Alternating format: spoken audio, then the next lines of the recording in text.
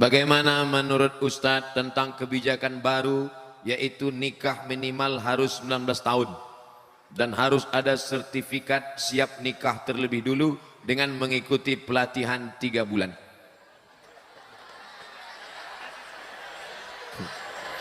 Saya bicara masa depan Indonesia, dia cerita nikah.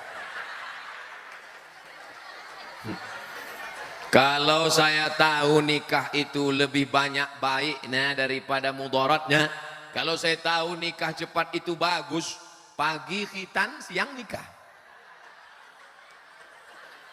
Tapi tentu Nabi juga bersabda, kata Nabi, man istata'a minkumul ba'ah, siapa di antara kamu yang sudah ba'ah. Ba'ah artinya al-qudrah, mampu secara finansial. Adik-adik, anak-anakku sekalian, kalian sekolah, kakak kelas kalian banyak sekarang.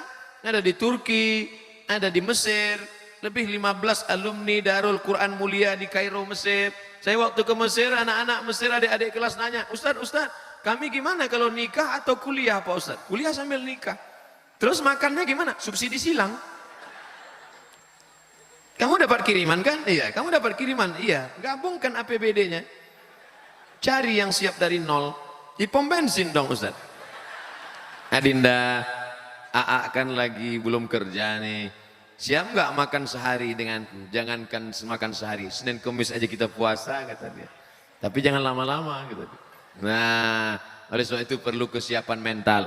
Masalah perlu sertifikat sebelum nikah, ini memang dari dulu saya ngomong ke Bapak Kepala Kantor Wilayah Kementerian Agama Provinsi Riau dulu, namanya Pak Dr. Asyari Nur. Pak Dokter, ini sekarang banyak laki-laki nggak ngerti masalah nikah. Dikit-dikit marah, 1 hari sampai jatuh tolak 5. Pagi kopi terdatang lambat datang, tolak 1. Sambal terlalu pedas, tolak 2. Gulai kurang garam, tolak 3. Nggak ngerti dia masalah nikah. Jadi Pak, kata saya waktu itu, gimana kalau kita buatkan 20 SKS, orang yang mau nikah ini dibuatkan kursus pranikah. Setelah dia ngerti masalah pernikahan, akidahnya mantap, bisa jadi imam, baru dia boleh nikah. Bagus, setuju. Jadi program ini tinggal diisi saja, dibuatkan. Tidak boleh menikah sebelum ikut kursus bisa baca Quran. Setuju? Supaya dia bisa jadi imam. Bayangkan kalau suaminya tamat Darul Quran Mulia. Masya Allah.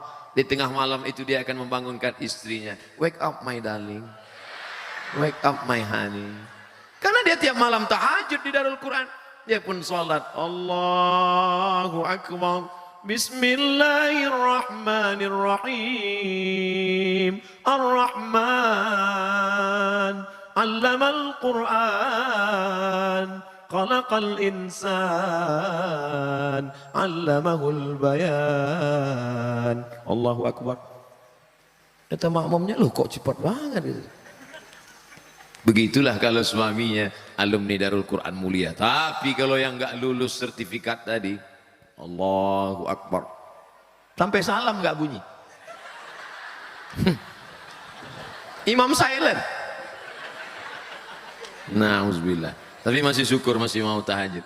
Nah, jadi ini kita isi saja. Pelatihan 3 bulan bagus, tapi isinya harus diisi dengan pesan-pesan Islami. Suaminya pandai baca Quran, suaminya mesti sholat, ngerti masalah hukum tolak rujuk li'an khulu, ngerti masalah pembagian harta warisan.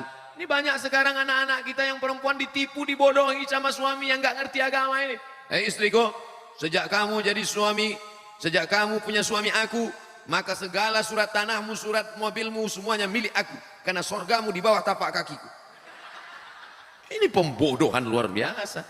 Oleh sebab itu 3 bulan pelatihan ini harus diisi dengan nilai-nilai kebangsaan, nilai-nilai keagamaan. Maka ini bagus sekali. Assalamualaikum Ustaz. Waalaikumsalam. Semoga antum selalu dalam lindungan Allah. Ya, 2150 santri mendoakan saya. Menembus pintu-pintu langit. 2150 santri mendoakan. Dari yang kecil-kecil tadi. Yang kecil-kecil malah manggil Ustaz. Ya kan? Anak-anak yang tak berdosa.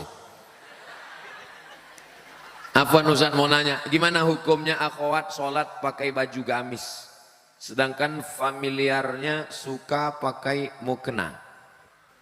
Mukena itu cuma ada di Indonesia. Di Mesir nggak ada mukena. Antum capek nyari mukena di Maroko, nggak akan ketemu. Jadi pakaian dalam Islam itu tidak diatur oleh fashion, style, tapi yang diatur adalah sifatnya. Sifat pakaiannya longgar, menutup aurat, maka dia sudah boleh dipakai untuk sholat.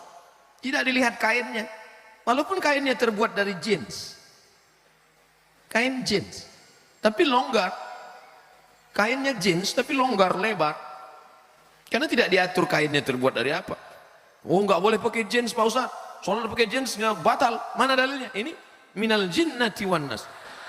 Ya, nggak benar. Nah, jadi jin yang nggak boleh itu kan jin sempit. Jin sempit yang sampai darahnya pun nggak mengalir. Dipakai jam 8, jam 9 pucat. Tertahan darah. Sampai menjerit itu Pak. Tolong. Tolong. Itu yang nggak boleh. Coba lihat pakaian perempuan Jepang kimono. Kalau ada orang Jepang masuk Islam mu'alaf, sholat dia pakai kimono. Tertutup semuanya, longgar, sah sholatnya. Begitu juga dengan waktu saya dulu ceramah tinggal di hotel, waktu di Taiwan. Sebenarnya saya mau ngasih tahu saya ceramah di Taiwan. Jadi saya lihat di dinding hotel itu ada gambar perempuan Cina, saudara kita Tionghoa, tapi yang zaman-zaman dulu ternyata bajunya panjang. Nonton nggak sinetron Siluman Ular? Itu bajunya panjang. Lama saya perhatikan, tinggal pakai jilbab aja dia. Panjang, longgar, tutup aurat. Tinggal pakai jilbab aja, sah untuk sholat. Ya, jadi agama Islam. Ya ayuhan nabi, wahai Muhammad SAW, qul li azwajika, katakan kepada istrimu, wa banatika, anak perempuanmu, wa nisa'il mu'minin, perempuan yang beriman. Bagaimana? Yudnina alaihinna min jalabibihinna. Panjangkanlah kain. Karena dulu mereka orang jahiliyah pakai kain, kepalanya ditutup, lehernya kelihatan. Pakai ke bawah tapi betisnya kelihatan. Turun ayat, turunkan leher tutup dan betis tutup sampai bawah. Maka sholat dia dengan demikian.